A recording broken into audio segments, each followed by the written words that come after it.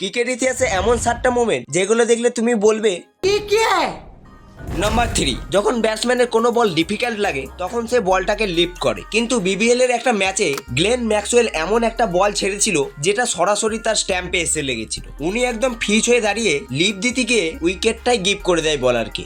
Number 2, নিজের পায়ে কুড়ুল মারা কাকে বলে এটা তুমি ক্রিকেটে মুশফিকুর রহিমের কাছে শিখতে পারো। সেরকমই নিউজিল্যান্ডের বিরুদ্ধে একটা ম্যাচে মুশফিকুর একটা বলকে সুন্দরভাবে ডিফেন্ড করে, কিন্তু তাও হঠাৎই বলটা হাত দিয়ে ফিলিক করেন, যার জন্য নিউজিল্যান্ডের প্লেয়াররা অ্যাপিল করেন এবং আম্পায়ার তাকে বল হ্যান্ডেলিং এর জন্য আউট দিয়ে দেন। নাম্বার 1, ভারতের বিপক্ষে একটা টেস্ট ম্যাচে স্যার অ্যালেস্টার কুক 190 রানের সুন্দর একটা ইনিংস খেলছিল, কিন্তু তখনই কুক এমনভাবে উইকেট দিয়ে দেন সেটা কেউ স্বপ্নেও ভাবেনি।